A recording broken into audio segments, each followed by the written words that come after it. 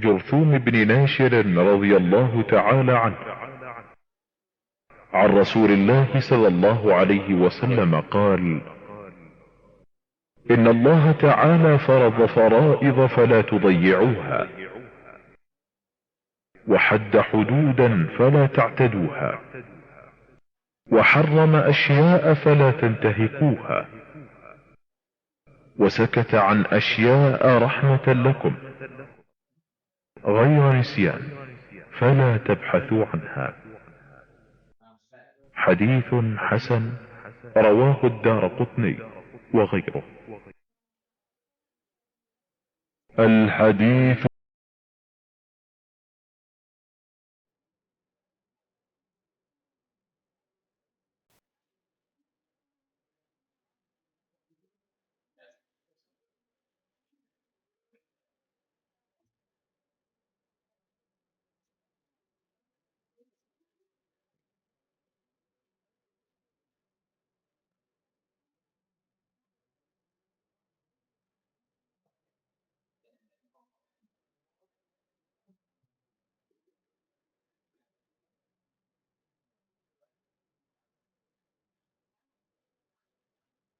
Assalamualaikum warahmatullahi wabarakatuh.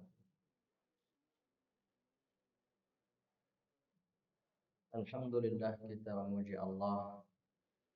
Allahumma salli ala Muhammad wa ala ali Muhammad.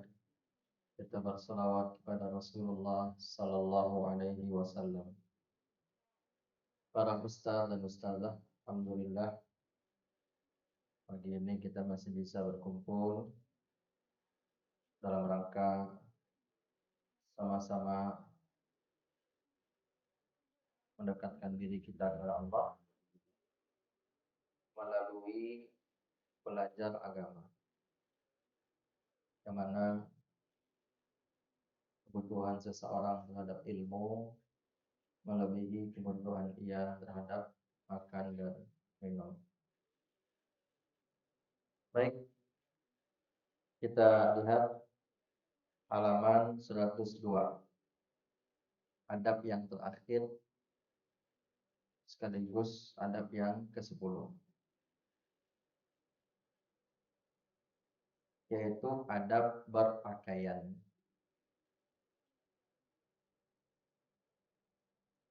Kata penulis, hafizahullah, semoga Allah menjaganya, pakailah pakaian yang bagus. Bukan yang mahal ya, yang bagus. Yang paling baik adalah yang berwarna putih. Semua pakaian baik, walaupun ada hadis-hadis yang secara khusus melarang pakaian berwarna merah, yaitu merahnya yang dominan. Ada larangan yang sebagian mengatakan larangan itu maksudnya dibenci atau makruh. Ada yang mengatakan sampai diharamkan. Tapi selain warna merah boleh kita pakai. Dan tentu paling bagus warna putih. Makanya di Arab Saudi banyak penduduk Arab jubahnya berwarna putih. Di sana kalau bisa dikatakan pakaian orang cuma dua warna, hitam dan putih. Kalau kita tentu menyesuaikan dengan negeri kita. Janganlah pakaianmu melebihi mata kakimu, yaitu isbal. Isbal itu antara dua. Tidak mungkin ada yang ketiga. Antara dua. Antara haram dan makruh. Tidak ada yang berpendapat boleh. Tidak ada satupun ulama, kalau kita objektif dan belajar, tidak akan pernah kita temukan satu perkataan ulama di buku manapun. Ada yang mengatakan boleh isbal, tidak ada yang mengatakan boleh. Kalau tidak haram, minimal makruh, dibenci. Maka itu kebanyakan ulama mengatakan isbal itu makruh. Kebanyakan ulama mengatakan isbal makruh, dibenci. Jadi jumhur ulama, mayoritas ulama berpendapat berdasarkan hadis-hadis yang sahih bahwa isbal itu dibenci. Sebagian ulama menyebut sebagian kecil haram. Jadi para ustadz kalau ingin memegang pendapat, ya antara dua itu saja. Jangan bikin pendapat baru. Jangan mengatakan bagi anak isbal itu boleh. Ikut siapa anak? Tanya sama anak sendiri. Kalau si anak itu mengatakan demikian, si anak itu ikut siapa? Tidak ada pendahulunya yang mengatakan boleh. Maka itu sebagai laki-laki jangan kita isbal pakaiannya yang menjulur. Jangan kita kok nggak boleh mata kaki tertutup, kaos kaki gimana? Kaos kaki kan tidak menjulur. Ini yang menjulur. Berarti dari atas ke bawah. Kaos kaki dari bawah ke atas. Ya kan? Kalau kaos kaki nggak masalah. Tapi semua pakaian menjulur. Celana kah, jubah kah, sarung kah, bahkan lengan baju. Kebiasaan orang memakai baju lengan panjangnya kan di pergelangan tangan. Melebihi itu juga isbal di pergelangan tangan. Kalau melebihi seperti ini nih, ini juga isbal nih. Tapi setidaknya pas di pergelangan tangan. Tapi isbal yang paling tercela isbal pada pakaian yang menjulur ke bawah yaitu kaki, melebihi mata kaki. Dan isbal itu juga bukan ingin sok-sokan. Tidak isbal maksudnya, no isbal. Bukan ingin sok-sokan supaya dianggap kita ini orang soleh, tidak. Murni karena itu perintah agama. Tidak boleh isbal, itu adalah isbal itu larangan, maka tidak isbal kita, itu aja. Coba lihat para pesilat.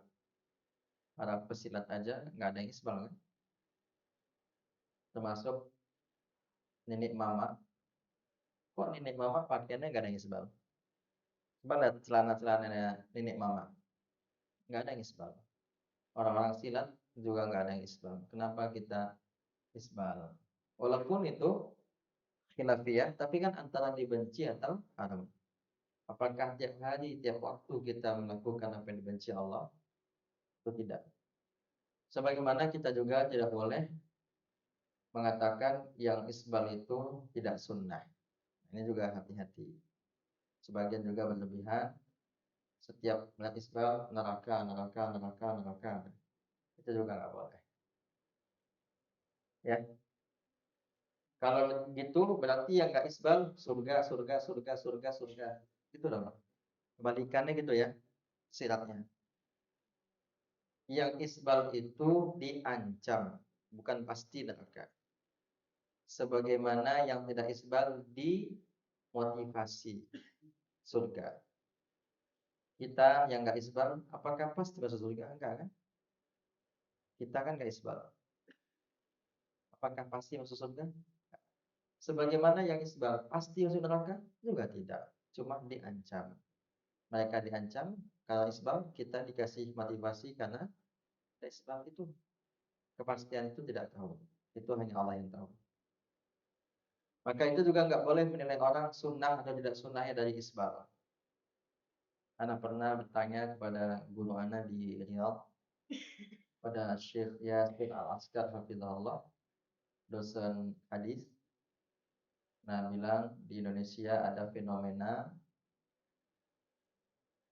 di sebagian oknum orang-orang yang sudah mengaji berpendapat kalau isbal itu tidak sunnah. bukan ahlus sunnah. Bagaimana pendapat Syekh? Kata Syekh, hadza jahal. Ini datang dari kebodohan katanya. Jadi orang-orang yang mudah menilai orang tidak ahlus sunnah hanya karena isbar, ini datang dari kebodohan. Jadi jangan kita nilai orang itu sunnah atau tidaknya dari isbar. Karena ada yang tidak isbar tapi bukan ahlus sunnah. Contohnya khawarij yang suka ngebom itu. Yang suka ngebom. Tidak usah kita sebut nama-namanya karena di antara mereka sudah dieksekusi mati. Itu kan pakaiannya sama kayak kita, tidak isbar. Apakah sebelum mereka bertaubat, seandainya mereka sudah bertaubat, apakah mereka ahlus sunnah? Tidak, mereka khawarij. Karena mereka mengkafirkan pemerintah, mengkafirkan kita yang bukan sepemahaman dengan mereka.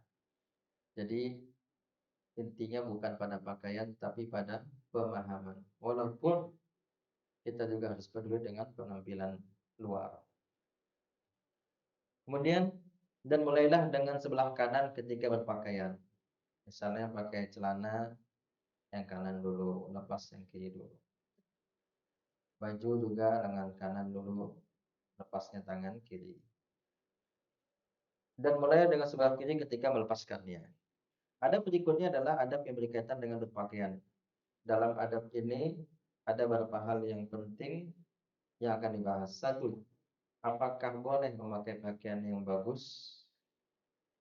Seseorang ketika berpakaian hendaklah menggunakan pakaian yang bagus yang ia miliki. Bagus tidaklah harus mahal dan mewah, akan tetapi yang enak dilihat, nyaman dipandang, rapi dan suci. Jadi nggak boleh juga kita mohon maaf pakai baju compang-camping. Apalagi kalau sudah punya istri dibilang enggak diteriakan sama istri baju. Nanti suuzon orang sama istri kita. Ya kan? Terus peduli juga kita dengan penampilan. Necis itu boleh. Necis yang tidak mencukur jenggot itu boleh. Kalau necis maksudnya pakaian, nggak ada masalah. Rapi pakaiannya, bagus itu. Lihat orang-orang Saudi, orang Arab Saudi, para syekh, para dosen, itu rapi-rapi pakaiannya, sanding sorbannya saja tajam-tajam, ya kan? Sorbannya tajam, kalau dipegang tajam itu. Bajunya, mungkin ya, tajam-tajam. Harumnya, masya Allah, harum para syekh. Jadi kita menjaga penampilan itu perlu juga. Jangan kita sepelekan. Termasuk penampilan rambut kita juga. Apalagi kita seorang guru, jangan rambutnya gondrong. Jangan kita berdalil Nabi saja rambutnya lebat. Benar. Nabi kita alaihissalam rambutnya panjang dan lebat. Itu benar. Tapi itu orang Madinah ketika itu. Untuk urusan rambut itu lihat kebiasaan setempat. Kebiasaan kita, rambut kita kan nggak gondrong laki-laki kan. Tapi di Madinah saat itu memang orang Madinah rambutnya panjang, tapi tidak sama dengan perempuan panjangnya. Rambut Nabi rambutnya memang lebat dan panjang, benar itu. Dan itu bukan sunnah yang harus diikuti, bukan. Sama dengan pakai cincin, Nabi alaihissalam pakai cincin di kelingking kanannya. Kita kebanyakan kita pakai cincin di mana? Jadi manis kan? Manis kiri supaya tambah manis. Karena kiri mungkin kasihan kan, sering megang nggak bagus, makanya dikasih cincin. Sama kalau lo punya cincin, ini masih nggak punya cincin bang. Anda nggak punya cincin, abang juga nggak pakai cincin tuh. Jadi jam tangan juga, jam tangan di sebelah kiri kebanyakan kita. kebanyakan ulama sebelah kanan. Karena mereka mengkiaskan dengan Nabi pakai cincin di kelingking kanan. Karena cincin itu bagus, yang bagus-bagus itu di kanan. Itu kata ulama. Tapi bukan berarti di kiri nggak boleh. Karena itu pakaian. Karena nggak ada larangan. Kecuali ada larangan seperti pakaian yang tadi. Kan ada larangan nggak boleh sebar. Sehingga bebas. Mau di kanan boleh, jam tangan pun di kiri juga boleh. Yang nggak bagus itu kanan pakai, kiri pakai. Kecuali dia tukang servis jam kan. Kayak Syekh Albani rahimahullah itu jamnya penuh penuh tangan kanannya dengan jam, tangan kirinya penuh dengan jam. Karena beliau itu tukang servis jam. Tukang servis jam yang jadi ahli hadis. Itu nggak tercela. Yang tercela itu ahli hadis jadi tukang servis. Ya kan? Ahli hadis jadi tukang servis jam. Itu tercela. Ini tukang servis jadi ahli hadis, hebat itu. Karena ada yang nggak suka dengan Syekh Albani rahimahullah, mengatakan Syekh Albani rahimahullah satu hadis pun nggak hafal katanya. Itu kan berlebihan. Satu hadis pun nggak hafal, bohong itu. Karena saking bencinya dengan Syekh Albani rahimahullah. Maka seseorang hendaklah menggunakan pakaian bagus yang sesuai dengan kemampuan dan kesanggupannya. Perintah untuk berpakaian bagus ini tidaklah bertujuan untuk mubazir dalam mengoleksi pakaian, akan tetapi untuk menampakkan tanda nikmat Allah terhadap dirinya. Telah datang dalam hadis-hadis sahih bahwa Nabi SAW selalu mengenakan pakaian yang bagus. Dan telah datang pula hadis yang melarang seseorang berpakaian kumuh padahal dia mampu untuk membeli pakaian yang layak baginya. Jadi jangan kita supaya ingin dibilang orang zuhud sengaja pakai pakaian jelek, kotor, itu nggak bagus. Apalagi Islam itu mengajarkan kebersihan. Hal ini sebagaimana diriwayatkan oleh Abu Ahwas dari ayahnya bahwa dia datang kepada Nabi SAW dengan penampilan tidak baik. Maka Nabi SAW berkata, "Hal laka min syai'?" Qala, "Na'am, min kullil mali qad atani Allah." Faqala, "Idza kana laka malun falyura 'alaik." Apakah kau memiliki harta? Dia menjawab, "Iya." Lalu Nabi mengatakan, "Jika engkau memiliki harta, maka hendaklah hal tersebut nampak pada dirimu." Yaitu pakai pakaian yang bagus, tidak harus mahal. Dan dalam riwayat At-Tirmidzi Nabi alaihi wasallam bersabda, "Innallaha yuhibbu an yara athara ni'matihi 'ala 'abdihi." Sesungguhnya Allah Ta'ala mencintai terlihatnya tanda nikmatnya terhadap hambanya. Oleh karenanya di antara menampakkan nikmat Allah pada diri seorang adalah dengan menggunakan pakaian yang bagus dan rapi sesuai kemampuannya tanpa disertai kesombongan di dalam hatinya. Yang penting jangan sombong. Dan yang maksud pakaian adalah semua yang digunakan oleh seseorang mulai dari kepalanya hingga kakinya. Kaos kakinya, sepatunya, sandalnya, pecinya, sorbannya, semuanya rapi. Dua, warna apa pakaian yang paling baik? Yang paling baik bagi seorang laki-laki adalah memakai pakaian yang berwarna putih. Adapun perempuan hendaklah menggunakan pakaian yang gelap agar tidak membentuk tubuhnya. Tidak harus hitam, tidak harus. Yang penting gelap. Adapun laki-laki maka hendaklah dia menggunakan pakaian warna putih karena ini adalah warna yang dipilih oleh syariat di banyak rangkaian ibadah seperti ihram, kain kafan dan lainnya. Sebagaimana hari-hari itu punya penghulu, yaitu hari Jumat penghulunya hari. Nah, Nabi pun punya penghulu yaitu Rasulullah SAW. Warna pun punya penghulu. Sayyidul Alwan, yaitu al-abyad. Abyad. Warna putih itu penghulunya warna. Selain itu, telah datang sebuah hadis yang memerintahkan laki-laki untuk menggunakan pakaian berwarna putih.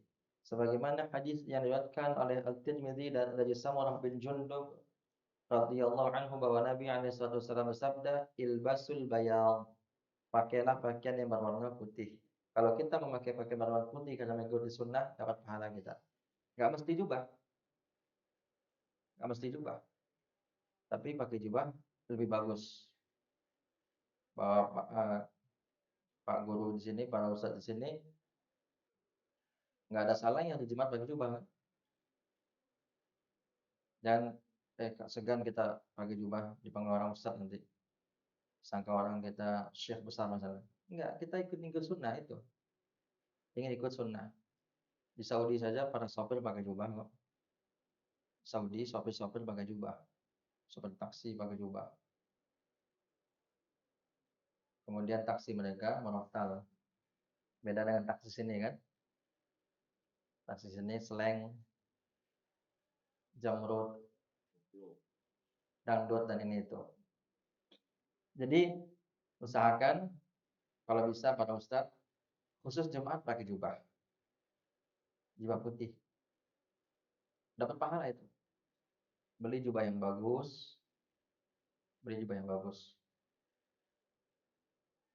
nggak masalah. Berapa yang bagus itu harganya? Kalau di toko-toko di Muslim sini sekitar 400.000. Nggak masalah itu kita pakai jubah yang bagus hari Jumat dan kita dapat pahala karena kita mengikuti sunnah. Namun pakaian berwarna putih ini juga harus dipandang secara uruf manusia. Seperti yang Anda bilang tadi ya. Jangan juga paksakan harus setiap hari. Hendaklah seorang jika mengenakan pakaian warna putih adalah pakaian yang memang cocok untuk digunakan dengan warna putih. Adapun yang tidak cocok untuk digunakan dengan warna putih maka janganlah digunakan. Seperti misalnya orang Arab biasa menggunakan jubah berwarna putih. Namun jika digunakan semuanya berwarna putih dari sorban sampai sepatu berwarna putih maka akan terlihat aneh. Benar juga kan? Di semua. Sepatunya putih, jubahnya putih, sorban putih. Tapi orang Arab sepatunya hitam ya. Begitu pula di Indonesia misalnya, dan orang Arab juga, para dosen juga jarang pakai sepatu, sendal. Di kampus Madinah itu jarang dosen pakai sepatu. Bahkan raja saja, putra mahkota saja, Muhammad bin Salman, saya pakai sendal biasa. Begitu pula di Indonesia misalnya, tentu ini kembali kepada kebiasaan ya. Kalau kita di sini, kita misalnya ke kantor polisi, ya bagusnya pakai sepatu. Kalau kita pakai sendal, terkesan kita tidak menghormati institusi polisi. Misalnya kita diundang ada acara dengan polisi atau dengan pejabat-pejabat, kita ikuti juga kebiasaan mereka selama itu tidak terlarang.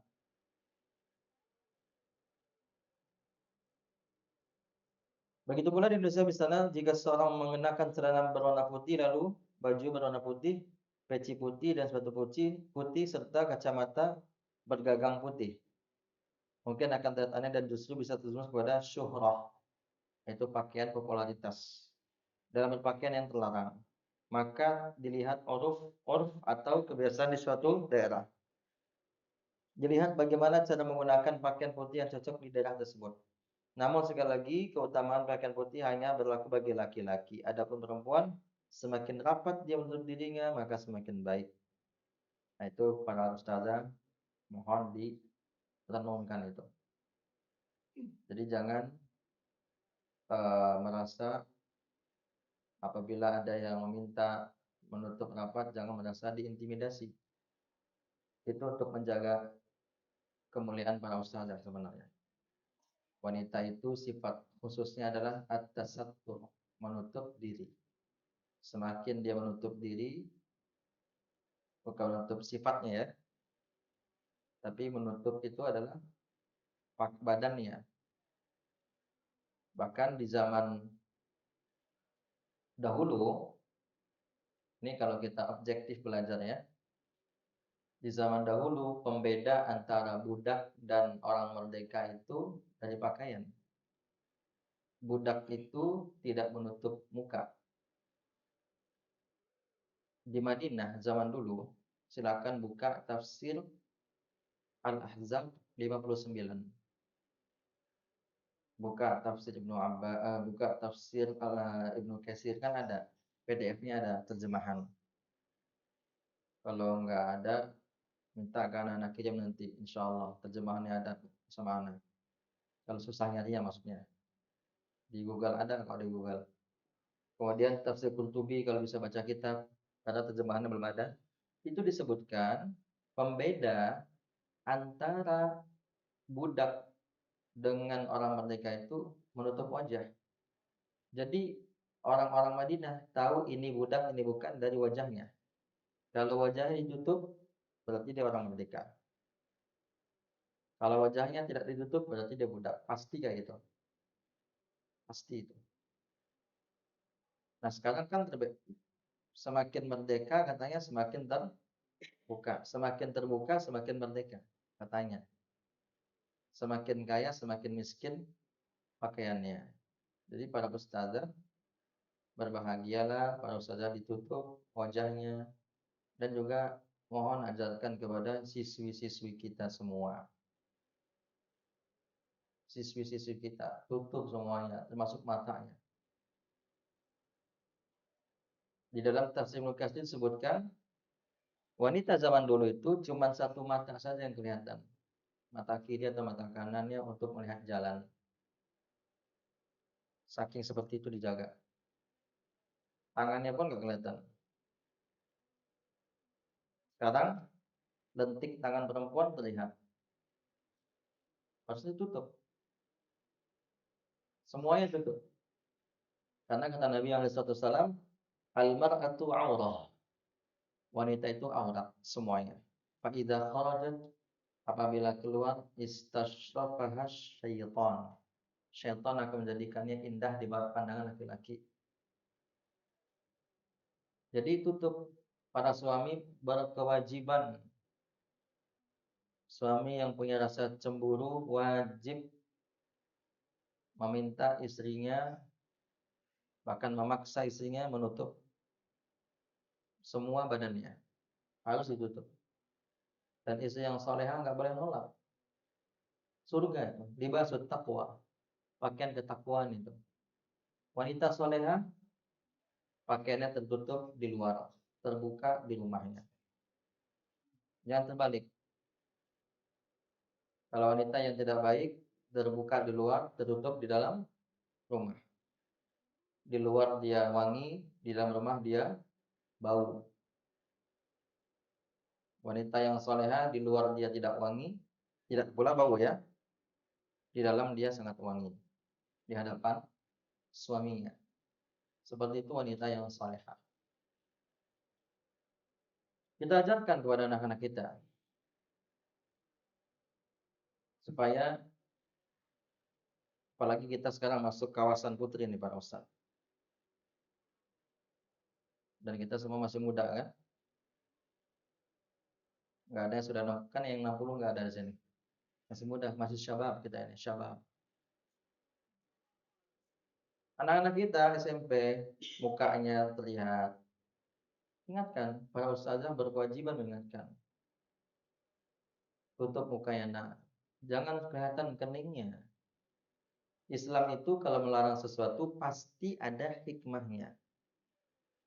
Memerintahkan sesuatu pasti ada hikmahnya. Pasti ada hikmahnya. Kemudian para ustadz kalau ngajar akhwat, kita akan membawa nama sekolah sunnah. Ya jangan apa namanya? Jangan face to face. Tutup dengan papan tulis misalnya.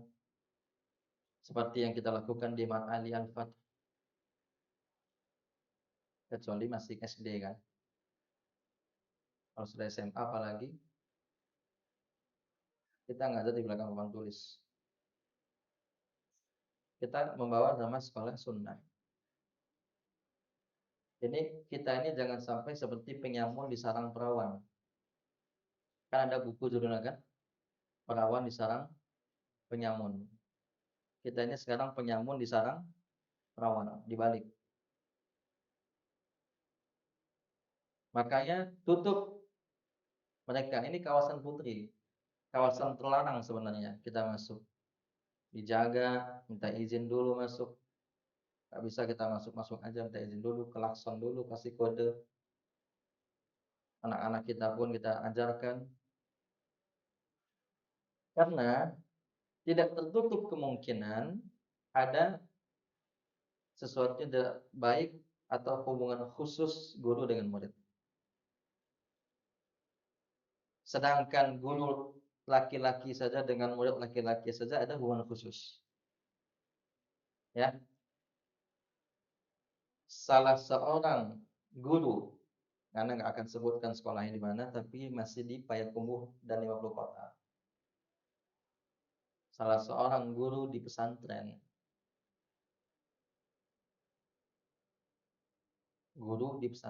datang ke sebuah klinik. Ini kisah nyata ya.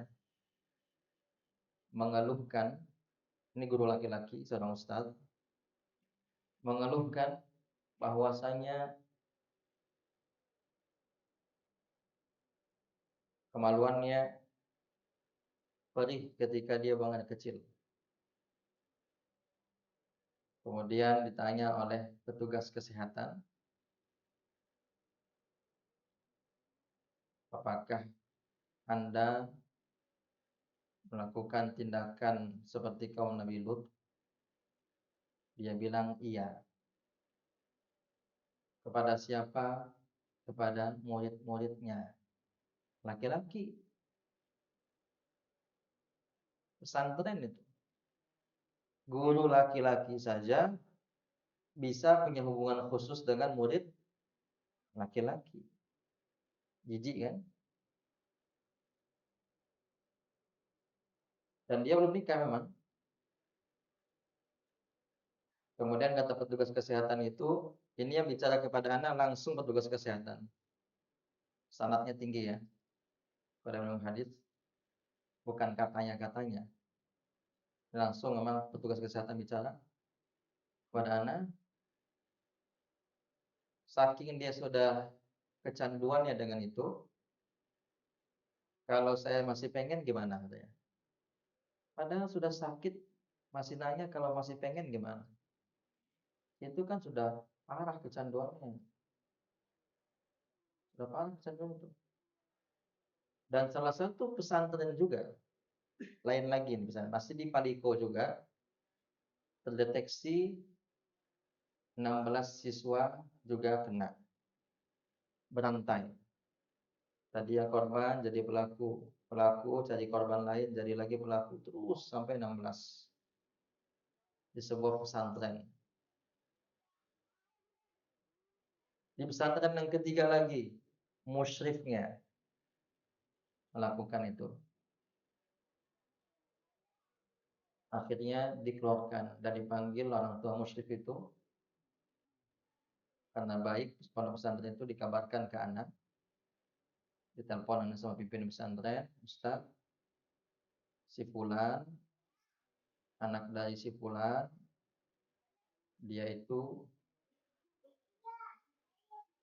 penyuka sesama jenis. Apabila nanti masuk pondok antum, jangan tuan terima.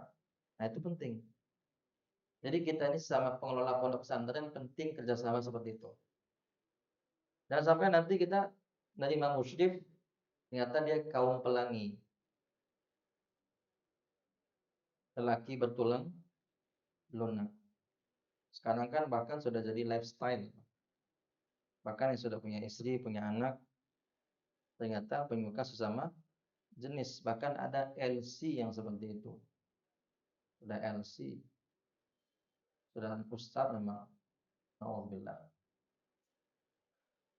Maka hati-hati para ustaz dan ustazah. Itulah kenapa di dalam Islam nggak boleh tidur satu selimut. Laki sama laki. Jadi kalau kita masuk asrama, lihat murid kita walaupun dia kelas SMP. Kami nggak ngapa-ngapain Ustaz, nah, tapi tetap nggak boleh itu. Tutup pintu-pintu itu. Makanya dalam Islam tidak boleh tidur satu selimut. Satu ranjang pun nggak boleh. Kalau ranjangnya sempit, buat satu orang saja. Jadi penting itu. Karena tidak lagi rahasia bahwasanya di banyak pesantren itu banyak oknum-oknum penyuka sesama jenis. Maka hati-hati itu. Bahkan kadang dia sudah jadi ustadz besar ya, sudah dikenal orang. Ternyata dia belum juga bisa hilang dari penyakit itu. Hati-hati. Maka itu Ana harapkan kita semua sama-sama mengingatkan siswi-siswi kita, khususnya para ustazah, maka dimulai dari para ustazah. Setidaknya para ustazah di Al-Fat itu tutup wajahnya. Nggak usah takut sama orang kampung, kalau orang kampung pun. Kan kebanyakan kita ini kan, "Bah, orang kampung Miko," katanya. Minta minta makan di orang kampung awak, kan enggak ada orang minta makan di orang kampung kan. Ngapain kita takut sama orang kampung? Para ustaz mohon maaf yang istrinya belum pakai cadar, ngapain para ustaz takut? Yang ngasih mahar kita, yang ngasih makan kita, ya kan? Yang beliin pakaiannya kita, rumah yang bayar kontraknya kita. Kok mau kita biarkan kita dinikmati orang wajahnya? Kemudian kita bilang sagan di orang kampung. Doa sagan istri awak. Di bawah wewenang kita, kenapa kita segan? Kecuali istri orang kita basuh, lah. Kok istri awak? Para ustazah ngapain segan dengan orang kampung? Paling seminggu, 2 minggu. Orang kampung itu gak mungkin tiap hari ngurusin kita kan? Ya, Dedi. Tiap bulan. Ya, bosan seorang pulang ya nanti. Sebulan 2 bulan ya. Itulah bosan. Nanti gak mungkin tiap hari. Tiap hari. Gak mungkin. Pun kalau iya tanda perhatiannya jawab. Nah, itu positifnya. Deh, perhatian ya, jawab ya udah. Nah, itu aja positifnya. Gak usah kita takut. Mana? Tidak lama lah ya. 2 bulan sudah lama. Nah, 2 bulan itu sudah lama. Masih takut? Iya. Dan dari yang darah suan enak. Gak usah takut. Iya, iya. Ada yang buka lepas pasang. Kalau di Payakumbuh yang pakai, di kampung yang buka. Tapi masih mending. Cuman bagusnya nggak usah dibuka. Biar aja. Dibilang orang ninja, dibilang orang apa, biar aja. Bahkan Bapak Ibu, para ustadz dan ustazah maksudnya, kalau ditiru sama orang kampung, nah kita dapat pahala itu. Orang rumah kita pertama kali yang pakai cadar di kampung itu, misalnya, atau para ustazah yang pertama kali pakai cadar di kampungnya, nanti akan ada yang niru nanti, itu pahalanya mengalir terus, Masya Allah. Sama juga kalau kita walimahan kan, nggak pakai musik, ditiru nanti. Jadi nggak usah takut. Kuncinya kita itu nggak minta makan sama orang. Itu aja. Jangan sagan-sagan orang kampung. Kalau kece orang tua sogan kalau di kubur. Tadi mah kubur nggak lo tahu gitu deh. Jadi yang sogan-sogan perlu lah gitu. Baik, kita lanjut. Berapa batas panjang pakaian seseorang? Pakaian seorang laki-laki tidak boleh melebihi mata kakinya. Sebab telah datang dalam hadis yang sahih pelarangan hal tersebut, sebagaimana hadis yang muttafaqun alaih bahwa Abdullah bin Umar radhiyallahu anhu berkata bahwa Nabi sallallahu alaihi wasallam bersabda, "Man jarra thawbahu khuyala lam yanzurillahu ilaihi yaumil qiyamah."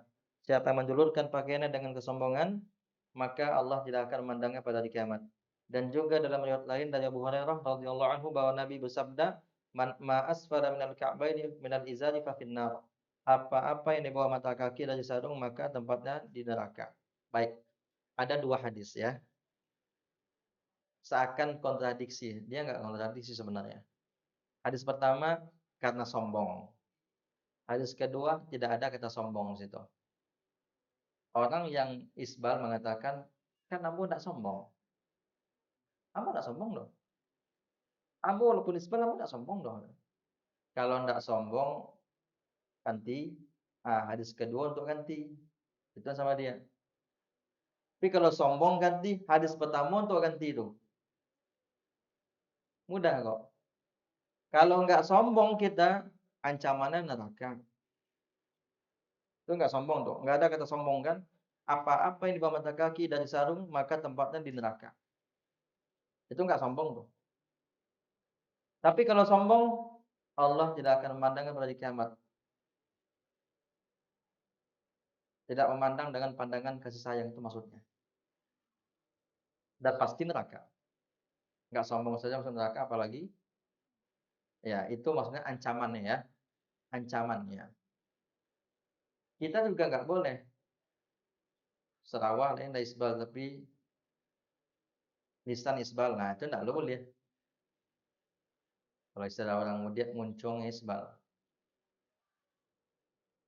Nggak boleh.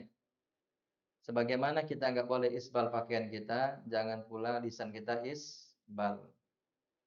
Melebihi dari kebutuhan kita bicara. Oleh karenanya, seorang laki-laki muslim haruslah membatasi pakaian agar tidak melebihi mata kakinya. Tanpa memandang khilaf dalam hal ini. Berarti memang ada khilafnya kan? Tadi antara makruh dan haram. Cukuplah bahwa kita semua sepakat bahwa di atas mata kaki adalah yang paling afdal dan lebih hati-hati dalam berbuat. Semua orang seyakin di atas mata kaki itu afdal. Yang orang itu berselisih, kalau di bawah gimana? Haram atau makruh? Kan itu. Semuanya yakin di atas mata kaki itu yang afdal. Makanya jangan kita mencemooh orang yang di atas mata kaki dengan mengatakan kebanjiran. Kita pun juga jangan setengah betis. Sesuaikan juga. Cukup pas mata kaki pun boleh. Yang nggak boleh itu di bawah mata kaki. Pas mata kaki. Pas-pasan dengan mata kaki. Hikmahnya apa? Boleh jadi hikmahnya kita bisa ketahui, boleh jadi tidak kita ketahui.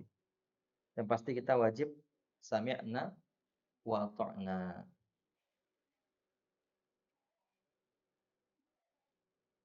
Nah sekarang terbalik ya kan? Kadusinan ndak isbal. Laki-laki ndak isbal. Kalau perempuan kan boleh isbal. Harus isbal bahkan wajib. Bahkan pakaian wanita itu satu jengkal dari mata kaki ke bawah. Dia ukur dari mata kakinya arah ke bawah satu jengkal. Nah itu panjangnya. Nah kini ndak. Bahkan padusi dia tendutui. Ya warna ndak isbal wona gitu. Ya warna ndak isbal wona. Saking ndak isbalnya dia tendutui. Nan laki-laki ndak isbal gini. Karena terbalik dunia namanya. Kemudian sekarang banyak perempuan mohon maaf pakai celana di bagian luar pakaiannya. Nggak gajah deh gitu kan. Tapi di zaman dulu ketika orang Minang masih pakai baju kurung, perempuan pakai celana itu aneh. Boleh jadi 40 tahun kemudian laki-laki pakai rok nggak aneh. Jenisnya nggak aneh kan? Di sebagian daerah laki-laki pakai rok biasa sih, laki-laki bencong biasa sih. Boleh jadi 40 tahun kemudian, 30 tahun kemudian kalau masih hijau gitu, banyak laki-laki pakai rok lah biasa sih.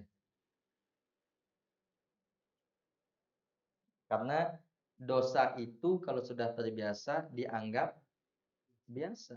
Itu dia. Seperti perempuan berkerudung lai tapi saat bawahnya basah rawa. Itu tidak berjilbab namanya. Itu berkerudung namanya. Jilbab itu menutup artinya. Jadi jilbab dengan kerudung beda. Jilbab itu menutup semua. Tidak membentuk anggota tubuh. Dan seseorang harus membatasinya hingga mata kaki hanya ketika dia mampu saja. Adapun yang luar kemampuannya seperti sujud, kemudian jubahnya melewati mata kaki, maka tidak mengapa. Atau seperti para petugas kesehatan yang harus memakai APD, alat pelindung diri, untuk melindungi diri dari virus dan bakteri, maka tidak mengapa. Nah itu. Polisi sek ini banyak nandai isbal kan? Sekolah pakai kantor polisi, memang dia ngerti polisi. Di atas adalah batasan bawah mata kaki. Pakaian laki-laki. Adakah batasan panjang pakaian bagian atas? Tidak ada batas selama tidak membuka aurat dan tidak melanggar aturan syariat lainnya. Sedikit lagi Bapak Ibu, para ustaz dan saudara ya. 4. Bagian mana yang didahulukan ketika mengenakan atau melepaskan pakaian? Jika seorang muslim mengenakan pakaian maka hendaklah dia memulai dengan sebelah kanan. Jika pakaian tersebut memiliki dua sisi kanan kiri, seperti baju, tas, sepatu, kaos kaki dan sebagainya. maka hendaklah dia memulai dengan bagian kanannya. Hal ini seperti sebagaimana dalam hadis Aisyah, karena Rasulullah SAW yuhibbu tayammuna fi sya'nihi kullih, fi ta'lihi wa tarajjulihi wa tuhurihi. Nabi Muhammad SAW mencintai memulai dengan yang kanan pada setiap perkara, saat memakai sandal, menyisir rambut, dan bersuci. Jadi sandal kanan, nyisir rambut juga, dan bersuci.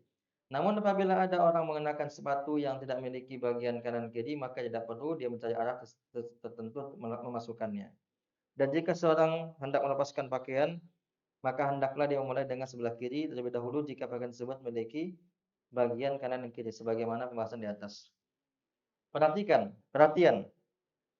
Adab-adab di atas tentunya selain daripada adab-adab yang wajib dilakukan oleh seseorang ketika berpakaian. Berikut kami sebutkan hal-hal yang wajib diperhatikan ketika berpakaian selain yang disebutkan di atas. A. Bukan dari benda yang haram, baik haram zatnya ataupun cara mendapatkannya. Ya, jangan sampai kita pakai pakaian dari misalnya kulit ular, ya kan? Atau cara mendapatkannya. B. Menutup aurat. C. Tidak transparan. Makanya beda membungkus dengan menutup. Mana yang lebih bagus? Menutup atau membungkus? Tentu menutup. D. Longgar dan tidak ketat yang membentuk lekukan tubuh. Longgar. E. Tidak menyerupai kaum kafir yang menjadi ciri khas mereka seperti topi Natal, topi para pendeta dan lainnya. Nggak boleh kita pakai. Walaupun coba-coba. F. Tidak menyerupai pakaian khusus al-bid'ah seperti sorban dan pakaian khusus yang dipakai oleh para pemuka Syiah Rafidhah. G. Tidak menyerupai lawan jenis. Nah, ini juga para ustazah. Sepatu laki-laki yang dipakai. Kita ada sepatu perempuan, pakai sepatu perempuan. Jangan seperti kata orang tomboy atau laki-laki yang gemulai. Nggak boleh. Laki-laki pakai sepatu perempuan kan nggak bagus. Pasti ketawain. Sekarang ada perempuan pakai sepatu laki-laki. Nggak boleh juga itu. G. Tidak syuhrah, yaitu pakaian tampil beda yang membuat perhatian manusia tertuju padanya dan lain-lain. Maka dengan demikian penulis pun mengakhiri tulisan ini dengan mengucapkan selesai alhamdulillah, karena pujian kepada Allah adalah kalimat yang menunjukkan rasa syukur seseorang kepada Rabb-nya, dan pujian kepada Allah adalah diperintahkan ketika mendapatkan nikmat Allah Azza wa Jalla. Di antara adalah selesai tulisan ini. Inilah akhir penjelasan petikan dari adab yang ke-10, dan ia adalah adab terdepan yang di belakangnya masih ada adab-adab lainnya yang dibutuhkan oleh seseorang untuk mengetahui hukum-hukumnya agar sempurnalah adabnya dan tidak melalaikannya. Karena sesungguhnya kurangnya adab secara ilmu dan praktek adalah kekurangan pada ibadah. Dan sempurnanya adab secara ilmu dan praktek adalah kesempurnaan dalam ibadah. Dia adalah tugas utama yang harus dimiliki oleh setiap muslim dalam setiap awal menghadap kepada Allah Subhanahu wa taala. Maka hendaklah penuntut ilmu secara khusus dan kaum muslimin umumnya untuk mengetahui adab-adab tersebut dan mengamalkannya. Telah selesai syarah ini dalam satu majelis malam Kamis 12 Muharram 1438 Hijriah di Masjid Mus'ab bin Umair, Riyadh, Kerajaan Saudi Arabia. Masjid Mus'ab bin Umair ini itu tempat kajian yang biasa Syekh Utsaimin mengaji di Riyadh ya. Baik, ini saja. Alhamdulillah selesai para ustadz. Mari kita merojaah buku ini di rumah dan ajarkan kepada anak-anak kita. Ajarkan kepada anak-anak kita minimal yang cetak hitam tebal itu. Kalau enggak syarahnya minimal cetak hitam tebal itu yang paling atas di awal-awal itu, ajarin ke anak-anak kita. Supaya anak-anak kita menjadi anak-anak yang beradab. Dan para ustazah juga sudah melihat tidak ada yang bertentangan kan? Yang kita ajarkan, yang kita pelajari, yang kita baca, alhamdulillah semuanya membawa kita kepada kebaikan. Ini saja, mudah-mudahan bermanfaat. Insyaallah pada Sabtu yang akan datang, Ana minta izin karena ada kegiatan di Padang tanggal 30 ya. Kemudian juga tanggal 14 minta izin juga. Tanggal 30 minta izin. Kemudian tanggal 14 Oktober juga minta izin. Mudah-mudahan nanti bisa digantikan oleh ustadz kita yang lain insyaallah. Kalau bisa rutinitas kita ini jangan libur. Walaupun anak tidak ada, sedang ada uzur misalnya, tetap rutinitas ini kita lakukan. Insyaallah ustaz-ustaz kita banyak yang bisa, bahkan lebih bisa, cuma saja mereka segan sebenarnya. Ini saja. Subhanaka Allahumma bihamdik, asyhadu an la ilaha illa ant, astaghfiruka wa atubu ilaik. Wassalamualaikum warahmatullahi wabarakatuh.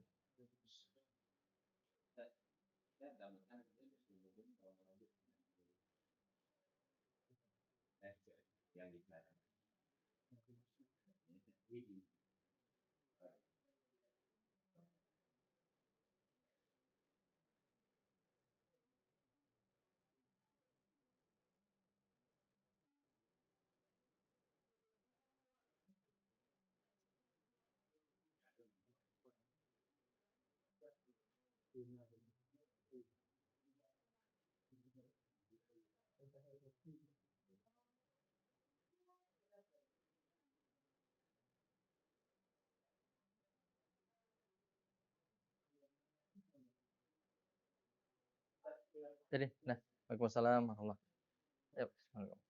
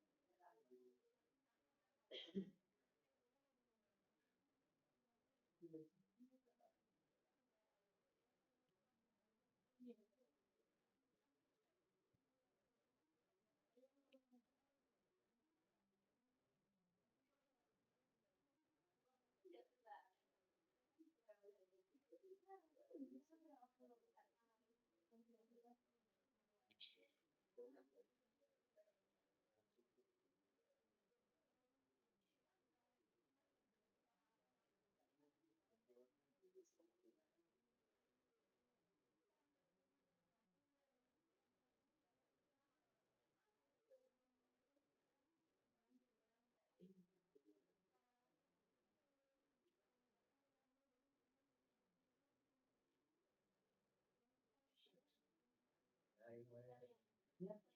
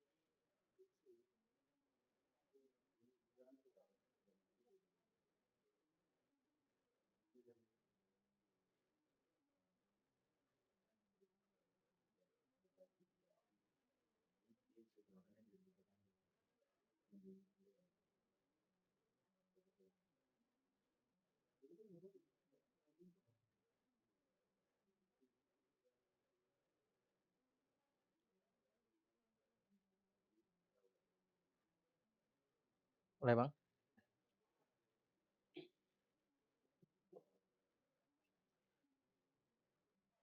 Assalamualaikum warahmatullahi wabarakatuh. Alhamdulillah alladzi bi ni'matihi tatimmu shalihat.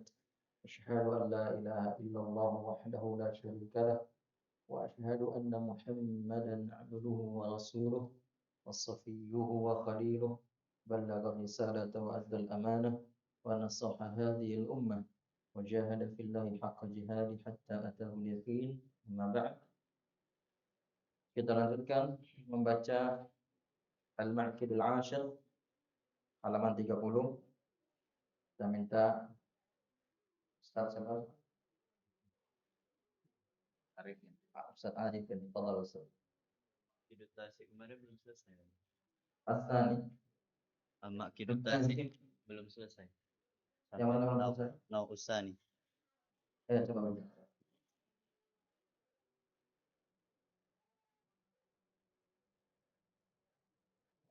Bismillah. Qala al-muallif hafizahullah ta'ala. Wan naw'u tsani sabrun fi adaihi wa bathihi wa tablighihi ila ahlihi. Fal julusu lil muta'allimina yahtaju ila sabrin wa ifhamuhum yahtaju ila sabrin wa ihtimalu zallatihim yahtaju ila sabrin. Wa fawqa hadaini an-naw'aini min sabril ilmi as-sabru 'ala as-sabri fihima was-sabatu 'alaihima likullin ila sya'wil ula wa sabatu walakin azizun fir rijali tabatu. Baik, kemarin kita sudah membaca pada simpul yang ke-9 di bagian akhir. Sabar dalam belajar itu terbagi menjadi dua. Yang pertama sabar menerima ilmu. Yang pertama sabar dalam menerima ilmu. Yang kedua sabar dalam menyampaikan ilmu. Ini dia yang kita baca baru saja ini. Wa naw'atsani kata penulis hafizahullah. Jenis yang kedua sabrun fi adaihi wa basdihi wa tablighihi ila ahli. Sabar dalam menyampaikan ilmu, menyebarkannya, kemudian memberikannya kepada yang berhak menerima. Jadi menyampaikan ilmu itu tidak juga sembarang kepada sembarang orang. Kadang orang tidak siap menerimanya sehingga membuat ilmu akan menjadi seperti sesuatu yang terhina. Fal julusu lil muta'allimi yahtaju ila sabr. Duduknya seorang guru di hadapan murid untuk mengajar itu butuh kesabaran.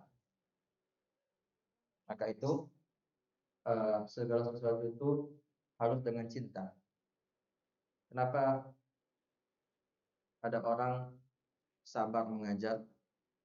Di antara sebabnya yang paling besar adalah cinta dengan mengajar. Seperti murid dari Utsman bin Affan, seorang tabi'in yang bernama Abu Abdurrahman As-Sulami.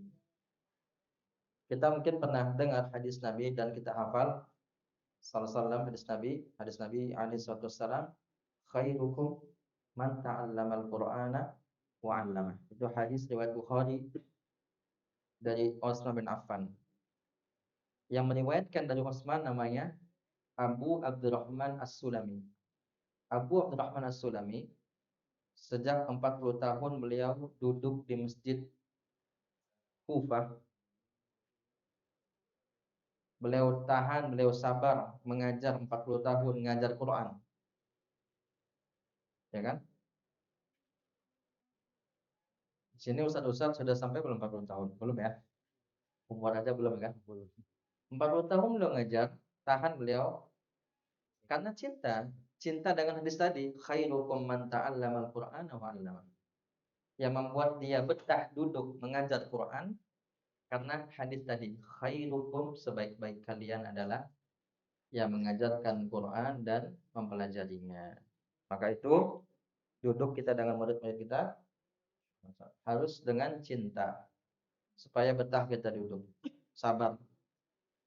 Kalau kita sabar, insya Allah murid akan sabar. Tapi kalau kita nggak sabar, apalagi sebagian kita kalau sudah waktu pulang harus pulang juga. Apa salah tambah sedikit. Ada memang yang Ustadz itu datang tepat waktu, pulang tepat waktu. Itu normal. Yang paling bagus datang tepat waktu, pulang lebihkan. Paling bagus. Orang mulai-mulai. Jangan seakan-akan kita ngajar tuh cuman selesai ya selesai. Makanya dengan cinta tadi, sabaran tadi. Kemudian sabar memberikan pemahaman kepada mereka butuh kesabaran. Dan sabar dalam menghadapi kesalahan-kesalahan murid. Misalnya kita mengajar bahasa Arab, sudah kita bilang tanda-tanda isim ada 3. Ini dan ini. Ternyata dia lupa. Kita ulang lagi. Kemudian tanda fi'il ada 3 juga, misalnya atau 4 tersebut. Lupa lagi, kita ulang lagi. Seperti itu. Makanya mengajar itu bahasa Arabnya apa? Allama. Apalagi darasa. Apalagi fahama. Apalagi faqqaha. Ya kan? Itu kalau dalam ilmu nahwu atau ilmu sharaf binanya di ajli mana? Lit taksir. Untuk menyatakan berulang kali atau lit takrar. Berarti mengajar itu nggak cukup sekali, berulang-ulang. Jadi jangan marah kalau murid kita minta pengulangan. Kemudian wa fawqa hadaini an-naw'aini min sabril ilmi as-sabru 'ala as-sabri fihima. Yang lebih tinggi daripada sabar dalam mengambil ilmu, menerima ilmu dan menyampaikan adalah sabar menghadapi keduanya. Masya Allah. Bisa kita menggabungkan, bisa kita sabar terhadap kesabaran itu. Sabar terhadap sabar. Ini sabarnya sabar kuadrat ini. Sabar pangkat 2. Benar-benar sabar dia. Wastabatu alaihima, dan istiqomah dan konsisten dalam kesabaran itu. Likullin ila sya'wil ula wasabatu walakin azizun fil rijali sabatu. Setiap hal menuju kemuliaan dan kekonsistenan itu berat, kecuali bagi seorang yang memang punya keistiqomahan. Jadi istiqomah itu memang berat, kecuali bagi orang yang konsisten. Baik, lanjut Ustaz.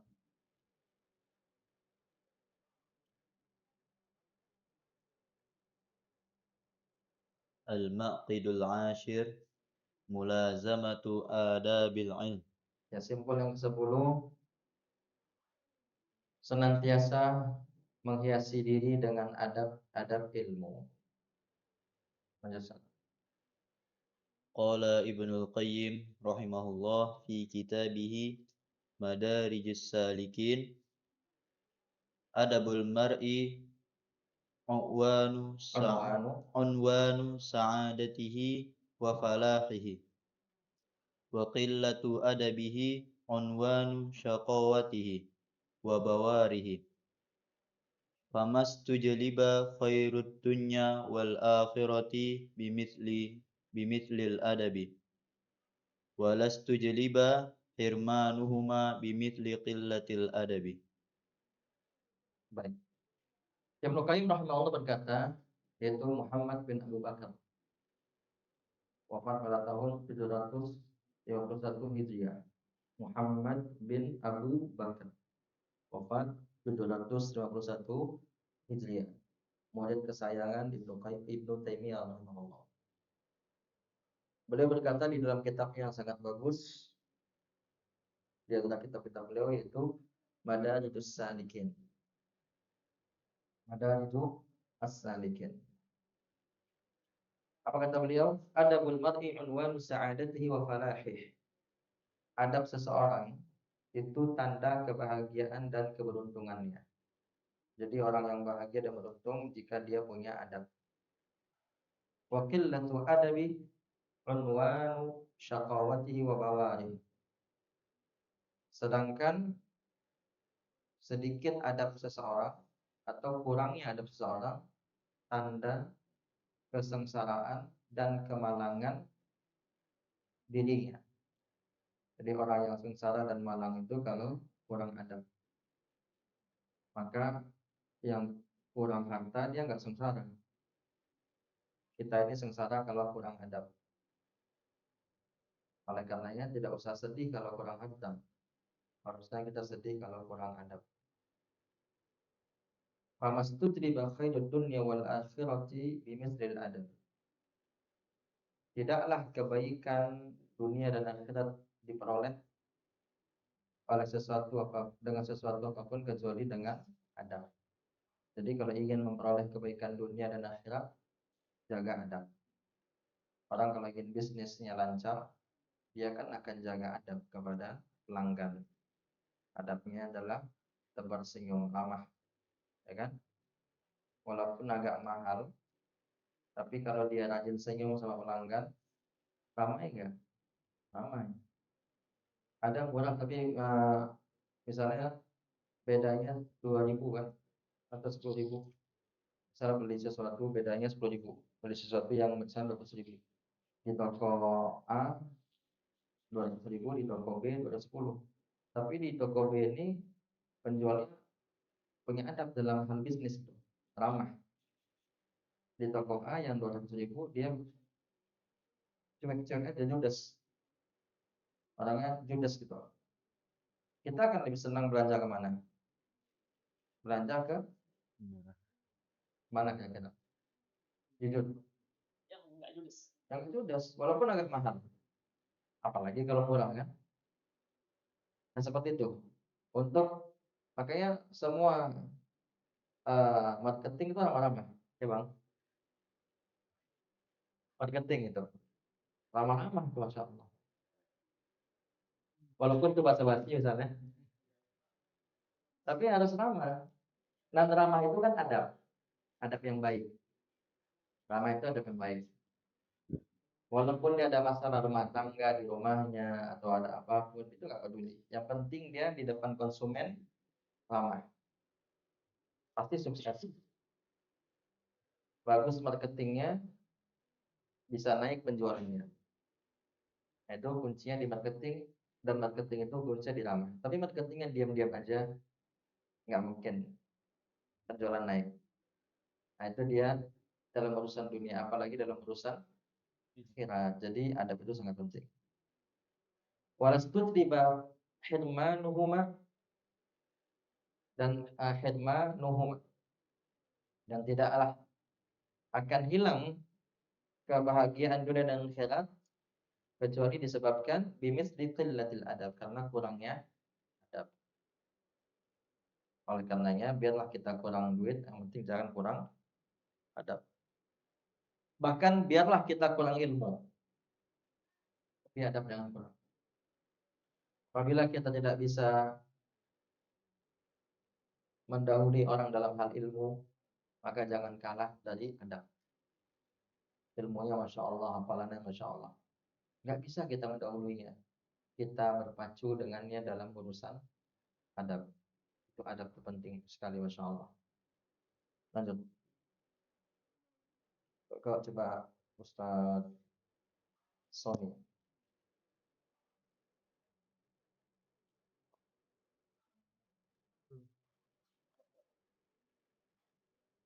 والمرء لا يسمو بغير الأدب وإن يكن ذا حسب ونسب. Wal mar'u la yasmu bi ghairil adabi wa in yakun dza hasabin wa nasabi. Seseorang itu tidaklah akan mulia tanpa adab, meskipun ia memiliki kedudukan dan keturunan yang baik. Nggak akan mulia dia. Seseorang itu mulia kalau adabnya bagus. Ada. وإنما يصلح للعلم من تأدب بآدابه في نفسه ودرسه ومع شيخه وقرينه. قال يوسف بن الحسين: بالأدب تفهم العلم. Ya.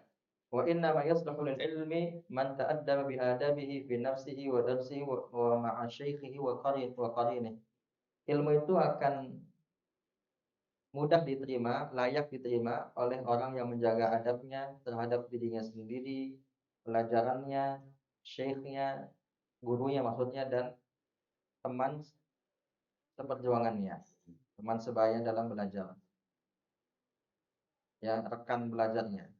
Berarti adab dalam hal ilmu ada 4. Pertama, adab terhadap diri sendiri. Kedua, adab terhadap pelajaran.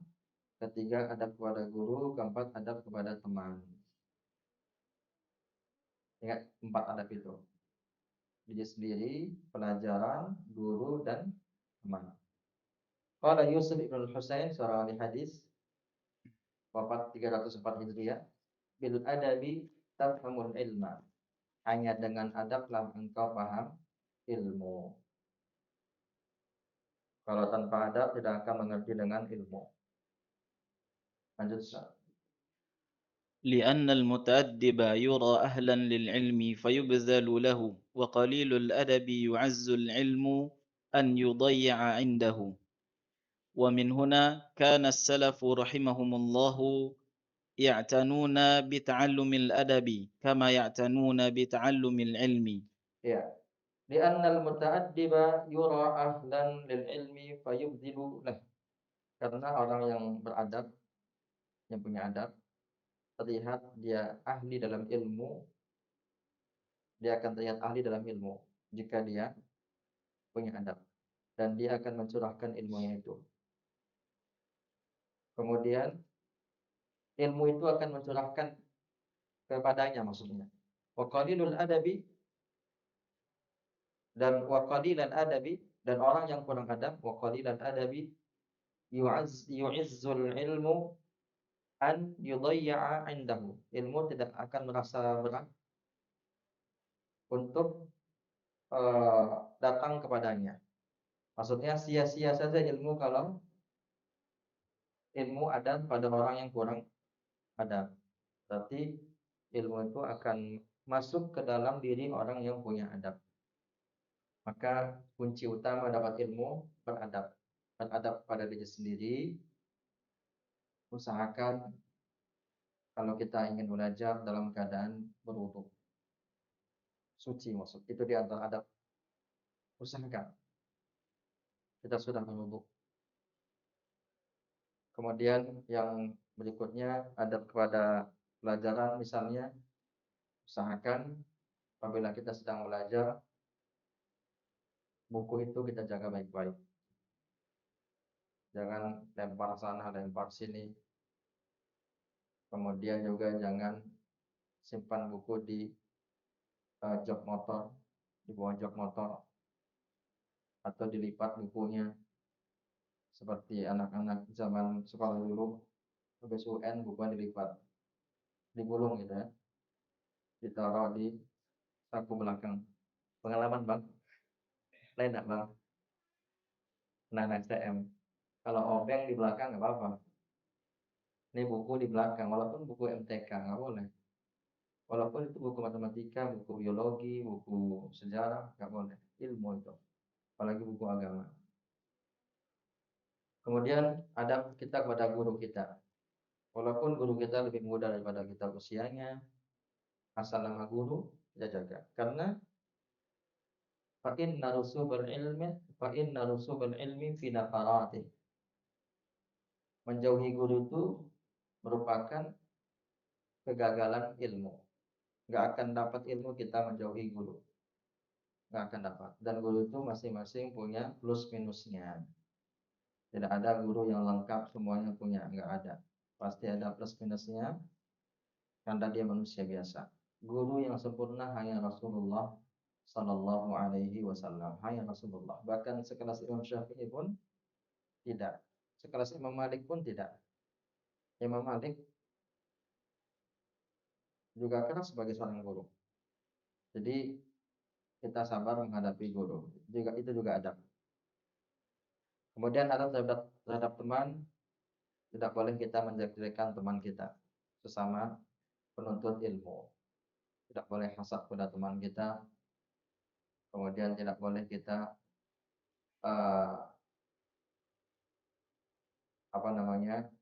berusaha mengalahkan teman kita agar kita dikenal orang. Ini juga bukan ciri-ciri penuntut ilmu yang baik. ومن هنا كان السلف رحمهم الله يعتنون بتعلم الأدب كما يعتنون بتعلم العلم. Dari sini kita dapat ketahui bahwa para salaf dahulu rahimahumullah, mereka sangat peduli dengan mempelajari adab, terhadap pelajaran adab sebagaimana mereka peduli terhadap mempelajari ilmu. Jadi mereka belajar adab dulu. Bahkan mereka belajar adab 30 tahun baru mereka mempelajari ilmu. Saking pentingnya mempelajari adab. Itulah yang didengung-dengungkan oleh pemerintah, pendidikan berkarakter. Itu dia. Mendidik karakter dengan karakter. Jadi mendidik karakter itu dengan apa? Karakter. Jalan dulu.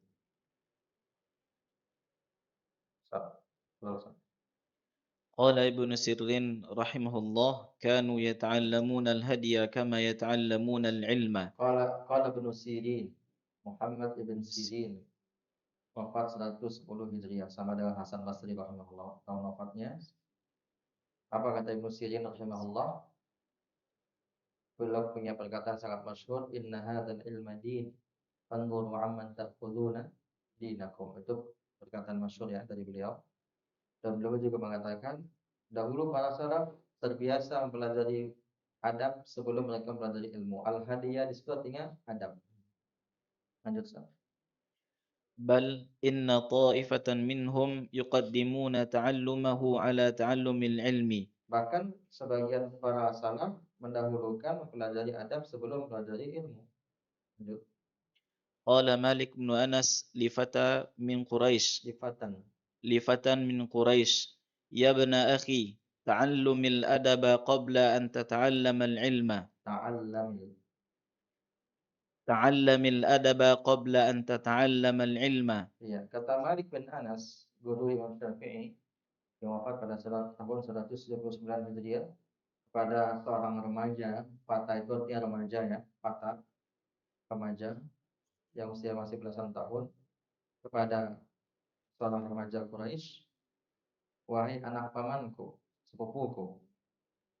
Itu panggilan sayang ya, walaupun kepada teman, tapi dia katakan ya bena akhi, keponakanku maksudnya. Pelajarilah ta'allamil adaba qabla an tata'allamal ilma. Pelajarilah adab terlebih dahulu sebelum engkau mempelajari ilmu. Lanjut, Ustaz. وكانوا يظهرون حاجتهم إليه. Dan mereka terbiasa memperlihatkan kebutuhan mereka terhadap adab itu. Lanjut, Ustaz. قال مخلد بن الحسين لابن المبارك يوما نحن إلى كثير من الأدب أحوج منا إلى كثير من Ini العلم. pendekatan yang sangat masyhur, penting diingat, dengung-dengungkan kepada murid-murid kita semuanya, siswa dan siswi kita. Perkataan Makhlad kepada Ibnu Mubarak. Makhlad Ibnu Husain sezaman dengan Ibnu Mubarak, yaitu Abdullah Ibnu Mubarak yang wafat pada tahun 181 Hijriah. Abdullah Ibnu Mubarak.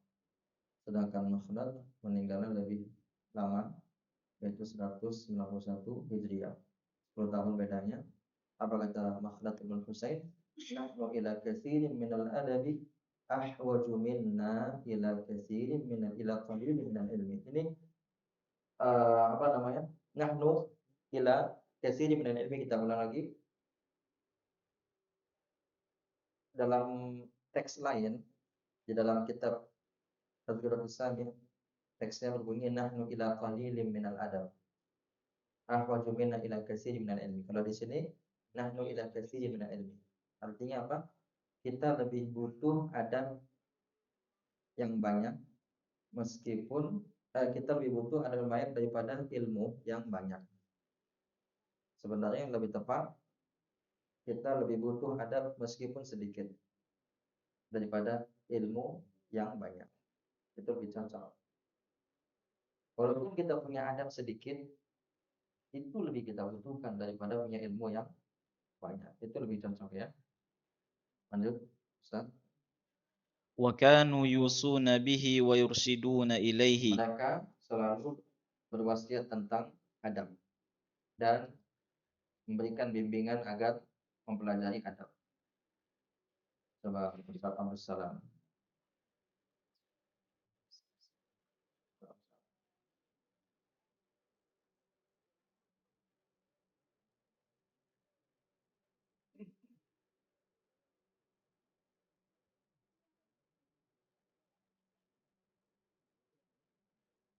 Bismillah. Qala al-muallif, qala Malik, kanat ummi tu'ammimuni wa taqulu li idhhab ila Rabi'ah.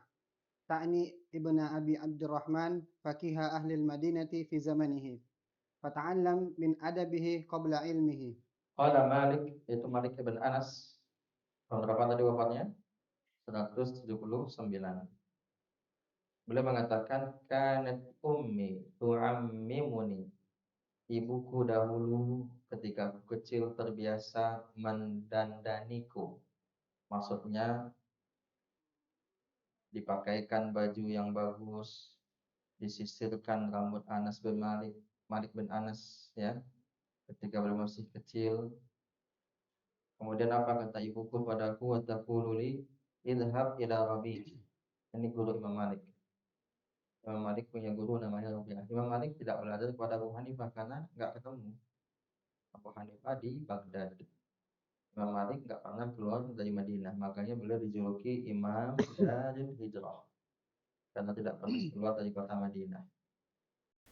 Dan unik Imam Malik di kota Madinah, beliau tuh nggak pernah naik unta di Madinah, nggak pernah naik keledai, dan juga naik kuda. Karena beliau mengatakan tidaklah layak aku menaiki kendaraan di tanah yang di bawahnya ada jasad Rasulullah Sallallahu Alaihi Wasallam. Padahal kan boleh-boleh saja Islam kan, tapi seperti itu beliau memuliakan Rasulullah Sallallahu Alaihi Wasallam. Sebagaimana ada ulama di Madinah, kalau ibunya di lantai 1, dia nggak akan mau naik ke lantai 2. Di Madinah kan mau orang ada yang 2 lantai, ya kayak gini loh. Jadi kalau ibunya di lantai 1, dia nggak akan pernah mau naik ke lantai 2. Kecuali juga ibunya di lantai 2. Karena dia nggak mau berada tinggi dari ibunya. Seperti itu semangat para ulama menghormati orang tua. Bagaimana semangatnya Imam Malik menghormati Rasulullah SAW. Walaupun itu dalam Islam kan boleh. Kayak sekarang kita naik bis di Madinah, naik mobil di Madinah, kan nggak masalah. Tapi seperti itu ta'zim Imam Malik radhiyallahu rahimahullah. Kata Rabi'ah, kata ibunya, pergilah ke Rabi'ah. Rabi'ah ibni Abi Abdurrahman, wafat 175 Hijriah. 4 tahun lebih dulu daripada Imam Malik. Guru Imam Malik, ahli fikih di Madinah. Faqih ahli Madinah fi zamani. Apa kata ibunya? Fata'allam min adabihi qabla ilmi. Pelajari dari Rabi'ah adabnya sebelum ilmunya. Seperti yang pernah kita sampaikan, 5.000 orang duduk dalam kajian Imam Malik, Imam Ahmad di Payakumbuh, kayaknya tidak ada ustaz-ustaz kajian rutin seperti itu kan? Payakumbuh ya. Anda rasa tidak ada kajian rutin para ustaz dihadiri 5.000 orang. Di Baghdad di zaman itu sudah ada. Tiap kajian Imam Ahmad 5.000 orang yang hadir. Yang mencatat hanya 4.500, yang mencatat hanya 500 orang. 4.500-nya memperhatikan adab Imam Ahmad bin Hambal. Bukan karena tidur ya. Kalau di sini banyak yang nggak mencatat karena tidur. Maksud di sini itu di negara kita, bukan di Alfat ya. Negara kita banyak tidak mencatat karena tidur, karena merasa bisa. Padahal catat itu kita sama dengan mancing. Makanya kata Nabi juga qayyidul ilma bil kitabah. Ikatlah ilmu dengan menulis. Sekarang kita ingat, nanti bisa jadi lupa. Sekarang kita angguk-angguk. Karena saking banyak angguk-angguknya jatuh dia. Satu angguk jatuh satu ilmu. Jadi dengan gini-gini kita. 3 kali angguk, 3 ilmu hilang. Karena angguk doang. Maka catat. Penting mencatat. Di Madinah, di kelas ada di Fakultas Syariah, kita cerita ada orang-orang Saudi itu banyak juga yang pemalas. Orang-orang Saudi yang di kampus Madinah, persentase pemalasan lebih banyak daripada rajinnya. Orang Saudi ya, di kampus Madinah, persentase malas mereka lebih banyak daripada rajinnya. Yang malas itu biasanya ngumpul di Fakultas Syariah. Karena di Saudi itu Fakultas Syariah lebih cepat dapat kerja. Ya sama lah kayak di Indonesia Fakultas Tarbiyah atau Fakultas Pendidikan, kan lebih cepat dapat kerja. Kalau di sana Syariah, mereka malas tidur, main HP. Ada juga di Saudi juga ada kayak gitu. Tidur, main HP, atau nggak mencatat. Dibilang sama dosennya, antum lebih pintar daripada Imam Syafi'i. Gitu. Imam Syafi'i saja kemana-mana bawa kolam, pulpen, mencatat. Antum nggak pernah mencatat. Berarti antum lebih pintar daripada Imam Syafi'i. Ini tentu bahasa kiasan ya, sindiran. Lanjut Ustaz. Wa innama hurima katsirun min talabatil asril ilma bitadyi'il adabi. Iya, penyebab utama banyak penuntut ilmu hari ini tidak mendapatkan ilmu disebabkan menyia-nyiakan perkara adab. Apalagi sekarang banyak sekali baru bisa baca kitab sudah tahdzir guru. Ya. Baru selesai baca Al-Ajurumiyah sudah mentahdzir guru. Dulu sebelum pandai baca kitab nggak berani ngomong apa-apa. Sekarang sudah bisa dikit-dikit baca kitab, sudah berani menahdzir guru. Seakan-akan dia Syekhul Islam. Dan ini banyak dijumpai di Indonesia. Banyak di Sumatera Barat ada, di mana-mana ada.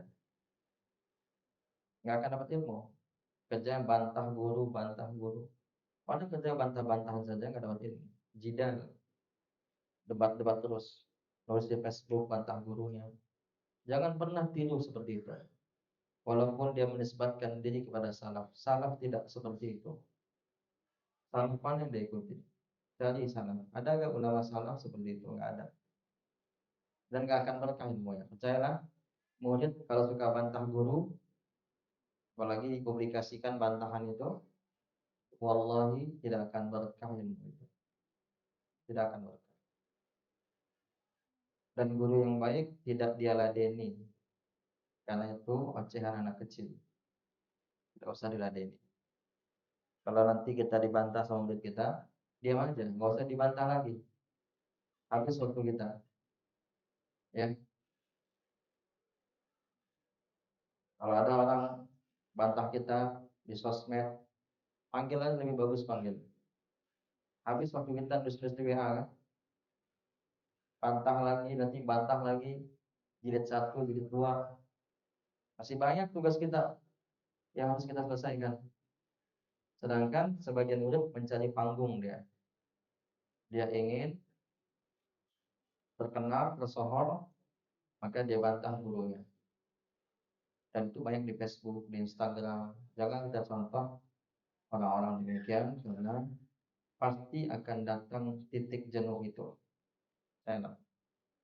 Orang yang suka bantah gurunya, ternyata dia orang yang paling futur hari ini. Di awal-awal semangat sekali kan, sama kayak pemain bola, baru dapat bola kan. Dari gawang dia terus yang bawa bola.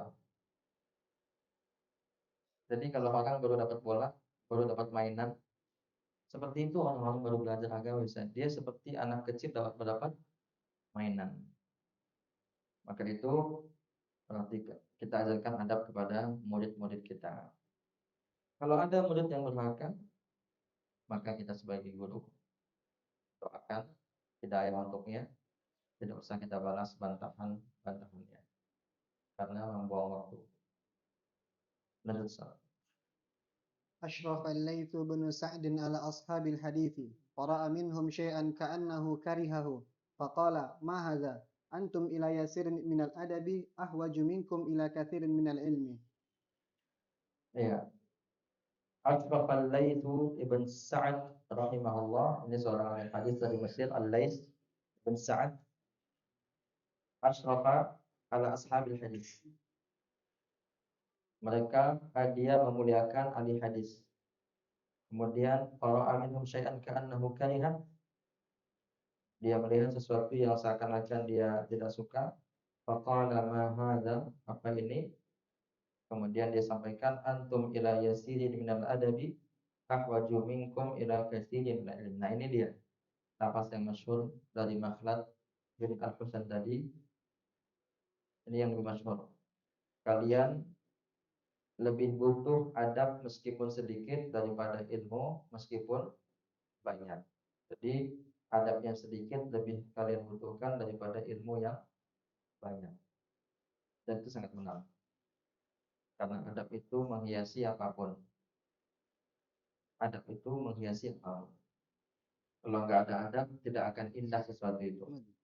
Maka Rasulullah SAW bersabda, Inna rifqa la yakunu fi syai'in illa zanah wa la yunza'u min syai'in illa syanah.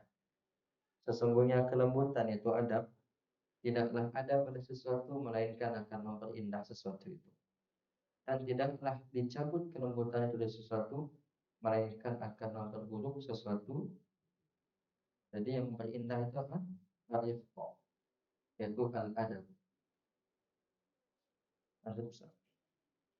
فماذا يقول الليث لو رأى حال كثير من طلاب العلم في هذا العصر؟ فماذا يقول الليث? Apa yang akan diucapkan al-Layth? Law ra'a hala katsirin min tullabil ilmi al-yawm, min tullabil ilmi fi hadzal 'asr. Kalau seandainya dia melihat kondisi kebanyakan penuntut ilmu pada masa kita ini, yang mana penuntut ilmu mereka semangat belajar al-ajrumiyah itu bagus kan? Tapi belajar adab gak semangat. Semangat belajar al-waraqah itu bagus kan? Tapi tidak semangat belajar adab. Semangat menghafal Quran tapi tidak semangat mempelajari adab menghafal Al-Quran. Semangat menghafal usul salasah atau salasatul usul wa adillatuha tapi tidak semangat mempelajari adab. Maka kalau bisa kurikulum adab itu ada di setiap kelas. Kelas 1 SMP ada adabnya, kelas 2 ada adabnya, kelas 3 ada adabnya, kelas 1 SMA, kelas 2 minimal 5 tahun diajarin adab. Dan pengajaran adab terbaik adalah dengan mencontohkan, dengan praktek. Seperti yang sering kita ulang-ulang, apa yang dilakukan oleh guru itu yang dianggap baik oleh murid. Dan apa yang tidak dilakukan oleh guru itu yang dianggap buruk oleh murid. Semalam Ana makan dengan teman-teman Ana, maksudnya yang ngaji sama kita, makan sesuatu lah ya. Tapi Ana nggak pakai kuah makan ya. Terus tuh Ustaz, kenapa nggak pakai kuah makannya? Ada nggak hujahnya? Ada. Ya Ana nggak suka kuahnya kata Ana. Ya maksud mana tahu ada hujahnya supaya kami tiru katanya. Jadi sangka dia Ana nggak makan kuah karena haram makan kuah mungkin. Itu dia memang apa yang kita tinggalkan itu yang dianggap tidak baik. Apa yang kita lakukan itu yang dianggap baik. Padahal dia sudah dewasa, sudah punya anak 3. Yang bertanya ini sudah punya anak 3. Tapi namanya murid seperti itu. Yang kita tinggalkan dianggap itu tidak baik. Kalau dia lihat gurunya nggak makan ini, dia akan tanya, kenapa? Apakah ini karena haram? Kalau haram, saya pun nggak akan makan gitu. Atau kalau nggak boleh, padahal tidak haram gitu. Cuman karena nggak suka saja. Nah seperti itu. Oleh karenanya pastikan yang kita lakukan itu karena kebaikan, yang kita tinggalkan karena keburukan atau memang kita tidak suka. Kalau itu makanan. Adab kita terhadap makanan apa? Kata Anas bin Malik, karena Nabi apa? Ma'aba Rasulullah sallallahu alaihi wasallam ta'aman qatta. In ishtahahu akalah wa illa tarkah. Belum pernah dan tidak pernah Rasulullah SAW mencela makanan sekalipun. Kalau beliau suka, beliau makan. Kalau beliau tidak suka, beliau tinggalkan. Nah, itu dia konsep kita terhadap makanan. Ada makanan asin banget, tinggalkan aja. Jangan asin banget nih, siapa sih masak? Nah itu sudah nggak boleh tuh. Asin banget, kan nikah orang nikah masak anak. Kan gitu. Ini mau nikah mungkin orangnya. Atau manis banget, padahal gula mahal. Tidak usah kita komen, nggak suka, tinggalkan. Suka, makan. Seperti itu adab yang diajarkan Nabi kita Muhammad Sallallahu Alaihi Wasallam. Berarti boleh kita tidak makan makanan yang tidak kita suka. Kalau dihidangkan ya, tapi kita ambil, ya tanggung jawab. Makanya ambil makan tuh sedikit dulu. Suka tambah lagi. Jangan kita ambil banyak, ternyata kita nggak suka kita sisakan, itu nggak boleh. Itu tercela. Tapi kalau kita dihidangkan, diambilkan, kita biasa makan sedikit, diambilkan makan banyak. Nggak apa-apa kita sisakan. Kalau memang nggak sanggup, jangan dipaksa. Kita nggak suka jengkol, dihidangkan jengkol. Nggak usah dimakan jengkolnya. Kira-kira seperti itu. Inilah para ustaz-ustazah. Makan siang, Pak? Iya, Sir. Sambil nunggu makan siang, kalau ada pertanyaan kita buka. Silakan Ustaz. Bismillah.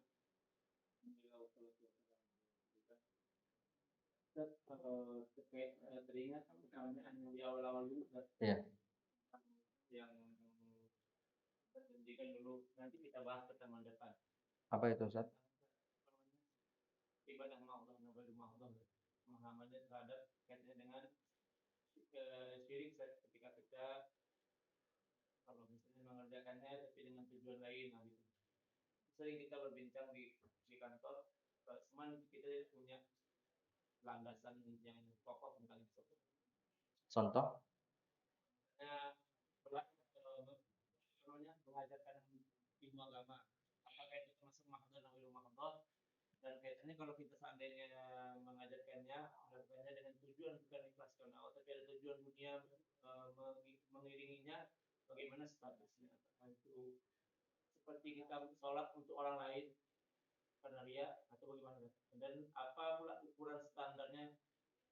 Ta'rifnya apa itu ibadah mahdoh atau ilmu mahdoh? Karena di kitab Tashilul Aqidah ya. Saya jelaskan kalau yang jatuh syirik tadi itu kalau kita di ibadah mahdoh tapi untuk yang lain, untuk dunia bukan untuk Allah. Makanya sehingga bertanya kami, yang mahdoh itu apa sih? Dari apa namanya? Dan patokannya apa? Hududuhu. Nah, hududuhu. Nah, ibadah mahdoh itu rukun Islam, tidak ibadah mahdoh. Mengucapkan 2 kalimat syahadat, kemudian mendirikan sholat, membayar zakat mal, berpuasa di bulan Ramadan dan haji, itu semuanya ibadatun mahdhatun. Murni dia ibadah. Tidak ada di situ unsur menolong orang. Kalau mengajar itu ada unsur menolong orang. Ya.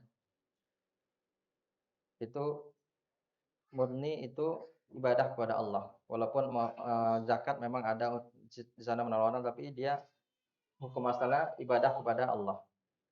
Karena dia rukun Islam. Sedangkan yang bukan rukun Islam seperti sedekah, kemudian mengajar, itu dia ibadah ghairu mahdhah. Seperti pemahaman tadi di dalam kitab Tashilul Aqidah karangan Syekh Al-Jibrin rahimahullah, itu benar bahwa ibadah mahdhah yang tujuannya dunia maka dia syirik besar, itu benar. Dan itu juga dibahas oleh Syekh Muhammad bin Wahab rahimahullah di dalam kitab Tauhid. Setelah beliau bahas riya, beliau bahas iradatul insan bi amalihi ad-dunya. Seseorang beramal untuk dengan amal soleh tapi tujuannya dunia.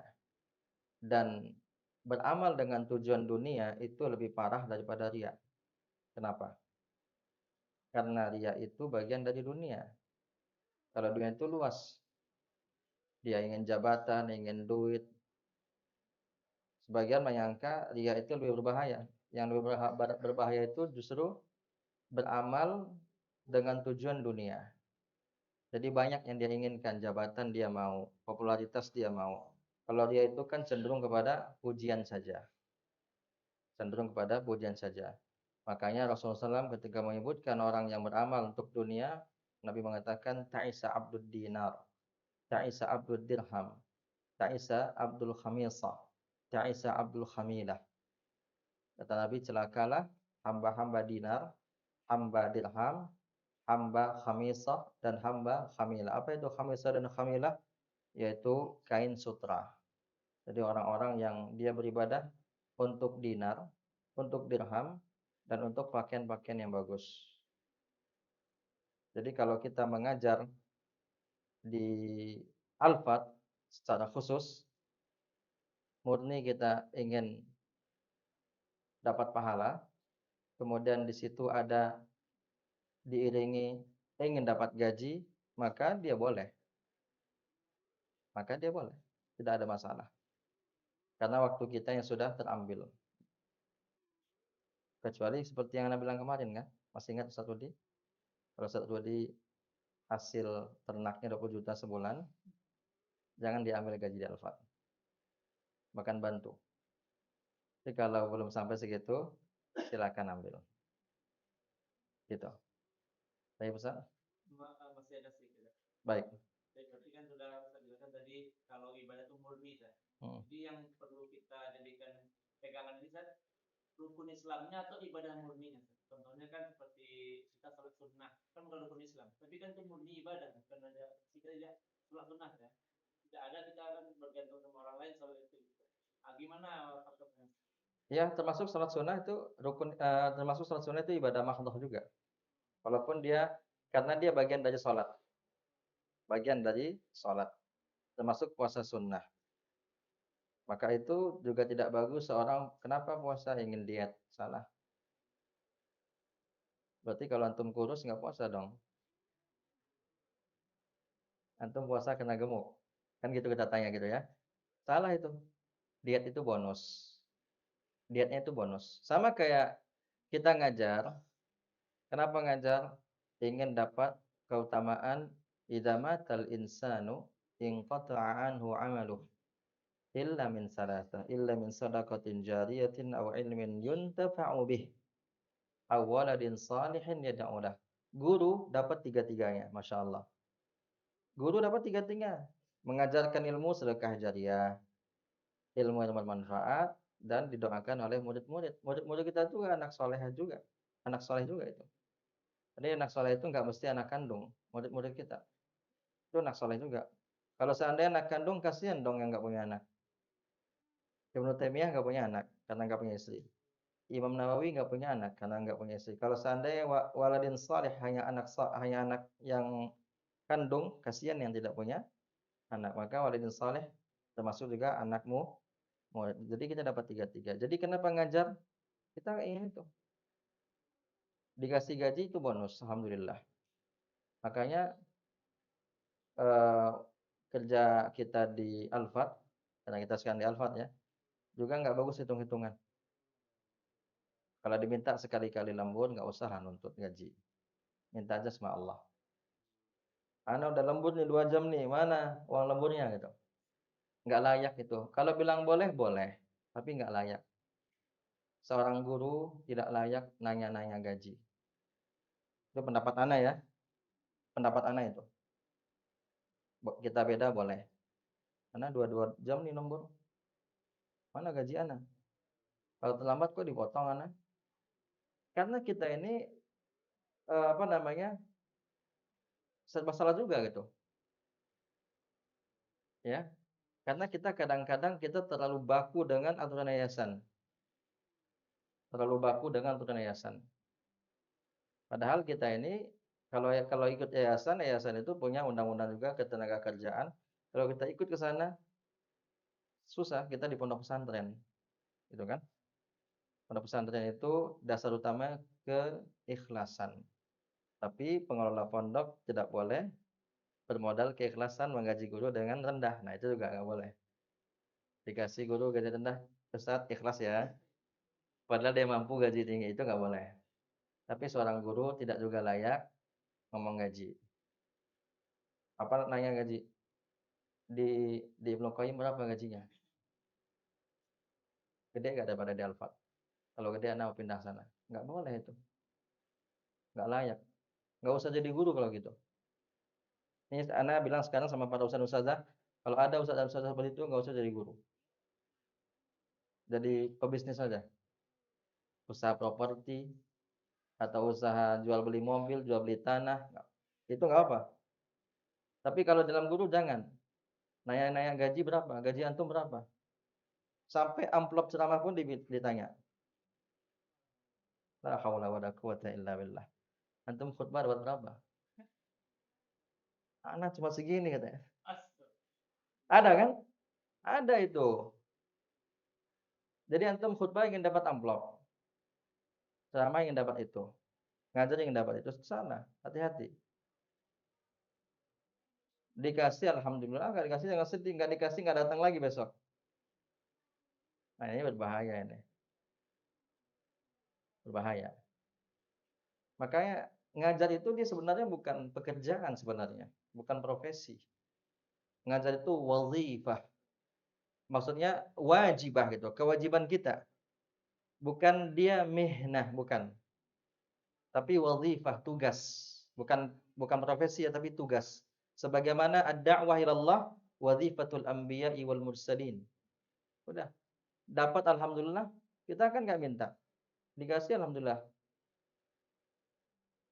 Walaupun gaji guru di zaman dulu banyak itu memang Tapi tidak bagus guru itu bicara-bicara hal demikian. Tidak layak. Itu kira-kira ya. Mudah-mudahan Allah jaga semua keikhlasan kita. Yakinlah siapa yang ikhlas akan kekal asarnya. Siapa yang ikhlas, efeknya akan kekal. Walaupun sudah mati kita ribuan tahun, akan kekal efeknya. Siapa saja yang ikhlas. Dan tidak perlu kita kecewa kalau tidak dihargai usaha kita. Yang penting kita sudah ikhlas, sudah, nggak perlu kecewa. Mau ditempatkan di depan kita, di belakang kita, nggak perlu kecewa. Ada orang, anak kalau nggak jadi kepala sekolah, anak nggak mau ngajar di situ. Itu salah. Kalau kita mau dakwah di mana saja, posisi ditempatkan, kita siap. Maka kita sebagai guru agama khususnya harus lebih banyak introspeksi tentang keikhlasan. Tiap hari bahkan, tiap hari. Ikhlas itu berat. Maka terakhir, saking beratnya ikhlas itu, seorang donatur yang sudah bangun masjid yang sangat besar, dia sengaja sholat pindah-pindah shofnya. Masih hidup orangnya. Seorang donatur, Anda nggak ingin sebut siapa dia, di mana dia, masjid apa yang dia bangun. Dia sudah bangun masjid, ya Masya Allah. Dia sengaja menyembunyikan jati diri dia. Dan dia nggak suka diwawancarai. Nggak suka diwawancarai dia. Karena berat. Uangnya sudah habis sekian, pokoknya sekian lah. Tiba-tiba diwawancarai, hilang dong ikhlas nanti. Takut, wajar kan? Bahkan orang iqomat baru dia turun dari mobilnya. Jadi ketika udah nyampe di masjid, dia di mobil dulu. Ketika sudah mulai iqomat, karena orang penasaran, ya mana sih si fulan ini gitu. Penasaran gitu. Karena Masya Allah masjid yang dia bangun. Sampai sekarang banyak orang nggak tahu yang mana si fulan ini. Si pembangun masjid tersebut. Banyak orang nggak tahu. Pakaiannya biasa, nggak menunjukkan dia orang kaya, low profile. Karena dia tidak ingin dikenal orang. Karena susah. Uang sudah banyak habis. Nanti gara-gara dipuji orang, melayang dia kan. Artinya dia hilang, hangus nanti. Nah ini keikhlasan ini sangat-sangat berat. Jadi jangan pernah kita mengaku kita ini orang paling ikhlas. Itu saja. Subhanakallahumma wabihamdik, asyhadu an la ilaha illa anta, astaghfiruka wa atubu ilaik. Wassalamualaikum warahmatullahi wabarakatuh. Udah azan, Ustaz? Azan belum ya?